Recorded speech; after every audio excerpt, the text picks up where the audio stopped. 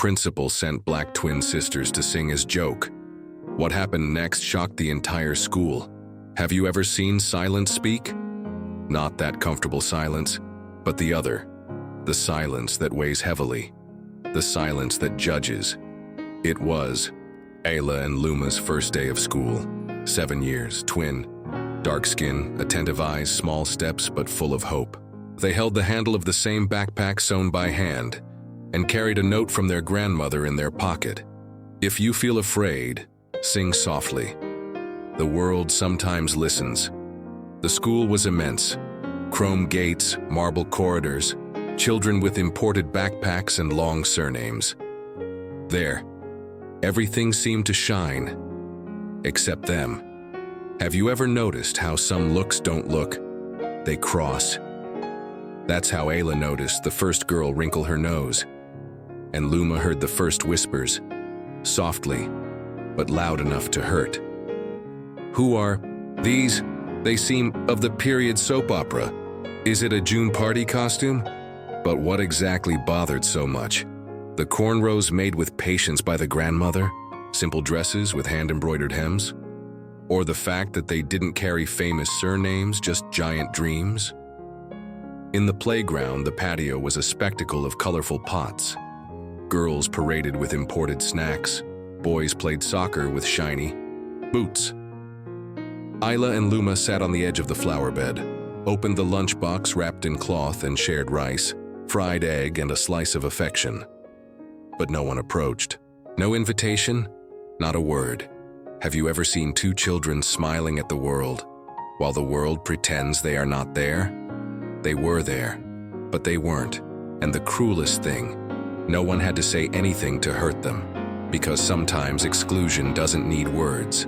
It settles in the silences, in the muffled laughter, in the steps that deviate. It was there, on that first day, that Ayla whispered to her sister, "Did we come to the wrong place?" But what they didn't know yet, it was that the right place sometimes starts with the right discomfort, and that the world can even pretend not to see. But it only takes a breath of truth to change the course of history. Because what if someone saw it? What if someone listened? That silence is about to be broken. The school was preparing for the great cultural festival. Rehearsals, choreographies, costumes, everything. Millimetrically organized, or almost. It was the kind of event where every detail was a prestigious showcase.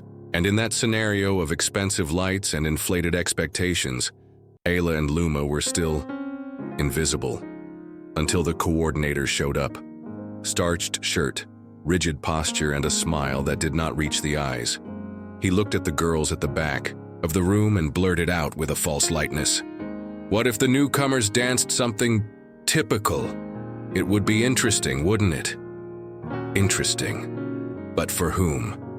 The room fell into muffled laughter. One girl suggested, "Like a tribal dance?" Another added, "They could come with drums and everything." The coordinator did not correct it. He laughed, and that was enough to set the tone. It was not an invitation. It was a spectacle. You've already been turned into a joke. And didn't you notice right away? It was exactly like that. Ayla and Luma, with pure hearts, thought it was a chance. They smiled. Agreed. They said yes with the brilliance of those who still believe that the world is fair. But the music teacher saw it. She saw the way the coordinator walked away, satisfied. He saw the evil smiles disguised as enthusiasm, and she saw, especially, what the girls were not seeing, that they had been pushed onto the stage. Not to shine, but to entertain. Have you ever witnessed a talent being used as bait? Not to celebrate, but to feed the ego of others? It is as if they were saying, let's let them exist, as long as it's under our script. But what happens when the script gets out of hand? When does the forced show become a true demonstration? Professor Kendrick was beginning to understand that behind the soft voices, there was something bigger. And while the coordinator thought he was orchestrating a joke, he had no idea that he was, in fact, starting a movement that he could never control. Because there is something that no oppressor expects. That the seeds he treads, sometimes they bloom where you least expect them. It was late afternoon. Most of the children had already left, taken by cars with tinted windows and uniformed drivers. But Ayla and Luma were still there, sitting on the bench in the music room, with their feet dangling in the air and their eyes on the clock. The grandmother was always a little late, took 2 buses but never failed, and in that interval between emptiness and waiting, their world opened up. "Shall we sing Grandma's?" Ayla whispered. Luma nodded, and then they sang. But it wasn't just a song, it was a reunion. The voices started softly, carefully, but they soon took shape, as if each note carried a memory, a prayer, an affection. There was no microphone, no audience, no clapping. Only 2 voices, different, but intertwined like the heart of those who share the same womb and the same pain.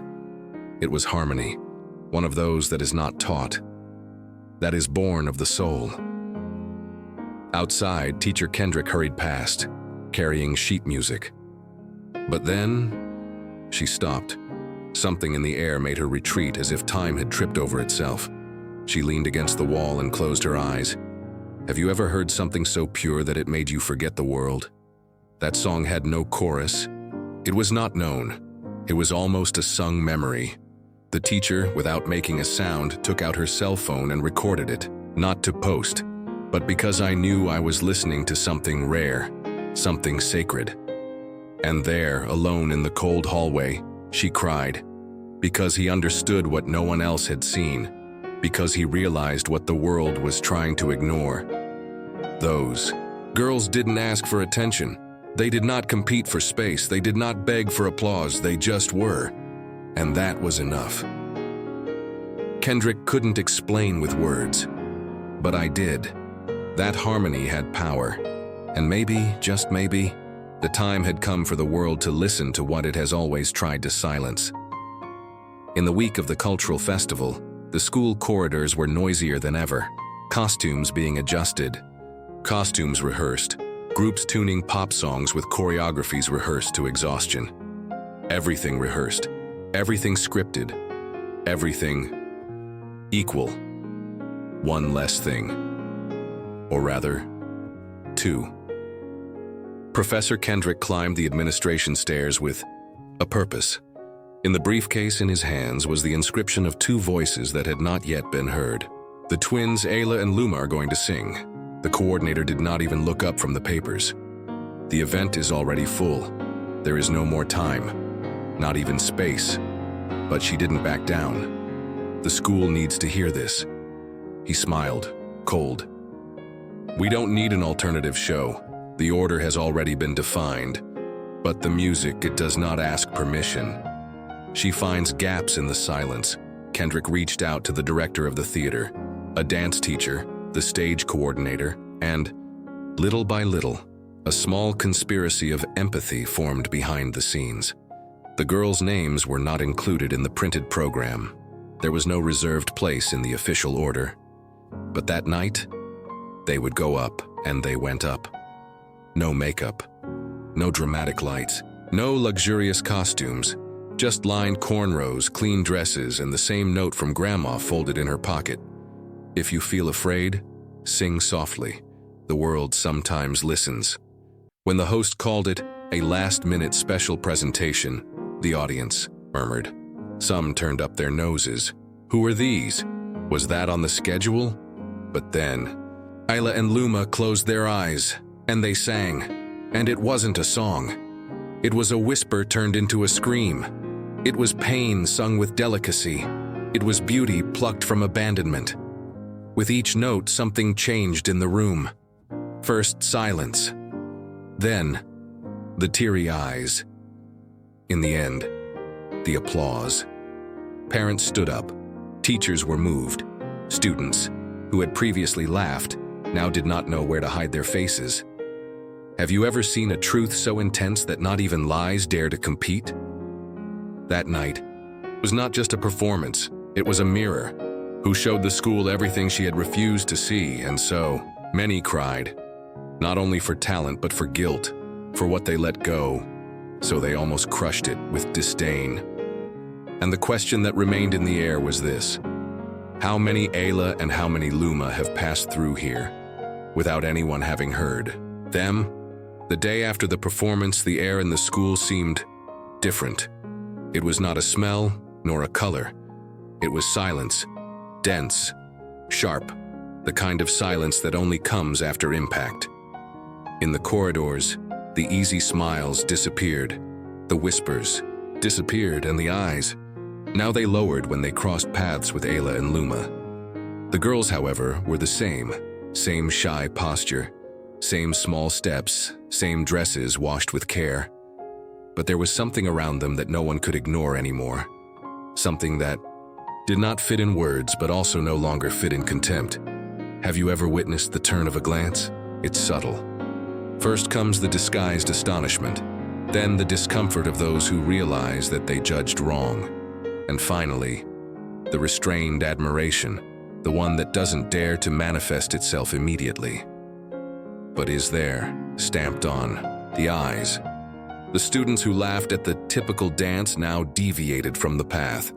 Some tried to start a conversation, others left notes in their wallets. You were amazing yesterday. I'm sorry if I was rude. But the coordinator, he spent the day in silence. He did not mention what happened. He changed the subject at the meetings, and when Professor Kendrick walked into the staff room, he just cleared his throat and left. Because sometimes, the silence of those who oppress, it is the first sign that the wall has begun to crumble. The teachers began to talk to each other. Some whispered, "Why haven't we heard these girls before? Why don't we have more voice projects of art? Why are we always choosing the same ones for the spotlight?" Dangerous question for those who have always controlled the narrative. But the most incredible thing is that Ayla and Luma didn't demand anything. They didn't charge. They did not change their tone. They remained humble, with the same lunchbox, with the same gentleness in his eyes. But now, no one could pretend they weren't there. Have you ever seen dignity be greater than any revenge? This is what bothers those who live in control the most. When the one who has been stepped on chooses only to flourish. And the flower that sprouted there, it was still going to perfume much more than that hallway. But who was ready for it? Who would have the courage to allow that truth to continue growing? What came next? No one could stop. There are many forms of revenge. Some explode, others burn slowly. But there is that transforms. The one that, instead of attacking, invites. Days after the presentation, Teacher Kendrick entered the teacher's room with a bold idea. He placed a sheet on the bulletin board, handwritten, "Choir of Harmony," a space for every voice to be heard. The proposal was simple: create a new school choir open to all, no elitist auditions, no pedigree prerequisites, inspired by Ayla Luma, inspired by truth. But of course, this shook the foundations. The coordinator stormed into the boardroom. "This is not an NGO. Are we going to become a summer camp now?" But the director hesitated. "What if it's something positive?" He squinted. "Are you going to let two girls from the periphery change our pattern?" But the truth is that the standard had already changed. The mothers started talking in the school group. A father posted a video of the performance on Instagram. One former student commented, "If this had existed when I was studying there, maybe I wouldn't have given up music." And the video went viral. The following week, a call from the regional director of education dropped at the secretariat. She would come in person. I wanted to meet Ayla and Luma. I wanted to talk to Kendrick. He wanted to hear what the school was doing with his most invisible talents. Have you ever seen the system shake because of a simple gesture? That's when the whispers began. Some teachers were divided. It's a beautiful project, but it's going to mess up the structure. What if anyone now wants to show up? But the song had already been heard, and once heard, cannot be unheard. The Dr. Kendrick opened was not with shouting. It was with an invitation. The school, once so united in its exclusivity, was now divided. But this division was not a break. It was the beginning of a choice. On one side, those who still wanted to control. their voices. On the other, those who were finally willing to listen to them. Is it going to happen? They continued to go to school by bus with their grandmother, sharing the lunchbox, singing softly on the way. But now, each note that came out of their mouths carried a message. We didn't come to ask for space. We have come to invite the world to change with us. Because sometimes the biggest revolution is made in duet. On Friday, the official announcement arrived. For institutional reasons, the presentation of the new choir is canceled. Signed, the coordinator. It was like a sentence. Cold, impersonal. But what he didn't expect, it's just that seeds don't follow orders, they sprout, even on asphalt. The next morning, something different began to happen. The theater students pushed the old speakers onto the lawn. A science teacher brought a microphone from the multimedia room. The art coordinator improvised a cloth as a stage. Background. And there they were, Ayla and Luma in the center, no scenery, no programming. But with truth in my throat, have you ever seen a stage born in the midst of resistance? The sky was cloudy, as if the weather itself was in suspense. Parents arrived little by little. Employees peered through the windows. And the students. They sat on the grass as if they knew they were about to see something that is not taught in any class. Professor Kendrick approached, handed over the microphone with trembling hands. Your song. In your own way. The girls looked at each other and they began. Ayla's voice came first. Smooth. Sincere. Later, Luma joined, as if time stopped for an instant. And then, Grandma's song. The one that cradled nights of fear.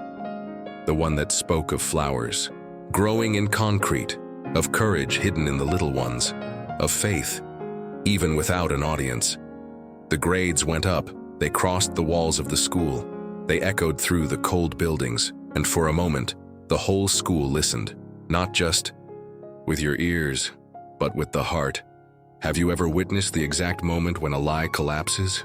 The coordinator watched from a distance, arms crossed but his gaze unarmed. The regional director filmed with teary eyes, and the students who once mocked, now they were crying. There was no marketing, there was no scenario, just a truth that refused to be silenced, because when the soul sings, there is no structure that can stifle it, and in that improvisation, on that grass trodden for so many years, a new solo was born, where art is not a luxury, it is liberation. And every note, sung there, it was a crack in the invisible walls that had surrounded that school for decades, walls that, finally, began to fall. On Monday, the walls of the school were cleaner, the corridor of coordination, quieter, and the engineer's chair, empty. What many did not know is that same morning, Professor Kendrick delivered an envelope to the HO Regional Board, a dossier, not only with complaints but with reports names. And above all, evidence. Years of veiled exclusion. Projects that never got off the ground when they involved students from the periphery, ignored teachers, muffled voices, buried talents. The answer came quickly. The coordinator was removed. The investigation began. And the school, for the first time in a long time. He stopped to listen. Have you ever seen the system ask for silence and be overcome by a song? At the extraordinary assembly, a mother raised her hand and said, "Do you know why Ayla and Luma wear flowers in their hair?" The auditorium fell silent. It's their grandmother who puts it on. Every morning. He says it's to remember that even small flowers can perfume the whole world. That's when it all started to make sense. Inspired by the girls' song, touched by Kendrick's fight, and pressured by a community that woke up. The school's board has launched a new project, Fleur de Vos, a permanent program. Dedicated to revealing, nurturing and honoring talent from the margins, singing, poetry, dance, writing workshops, mentoring with guest artists. And for the first time, the school opened its doors to listen. Not to teach, but to listen. And on the main mural, where there was previously a golden plaque with the name of the removed coordinator, there was now a new painting, a framed photograph. Ayla and Luma, with flowers in their hair. On the side, a phrase embroidered by her grandmother. Every voice that is born, to flower no one can prune. Have you ever seen a story of pain turn into a garden? Fleur de Vase is not just a project. It is a root that breaks the concrete of indifference. It is the silent response of those who were silent, but never gave up. Is it going to happen? They continue to go to school with the same cornrows, with the same small steps. But now, every morning as they pass through the courtyard, the sound of other voices echoes, voices that, perhaps, would never have existed if they hadn't sung first. 'Cause sometimes all it takes is a true song so that the world finally begins to listen. How many voices have you ignored today? How many children pass by you every day, carrying huge dreams, in small bodies, and all they get in return is silence? Ayla and Luma's story isn't just about two girls. It's about all the times the world decided who deserved to be heard and who should be forgotten. It's about the power of a teacher who chose to listen, even when it was easier to pretend it wasn't with her. It's about flowers that grow on the asphalt, even when no one waters. But most of all, it's about what happens when the truth finds the courage to sing. Because when a flower decides to be born, not even the concrete is an obstacle.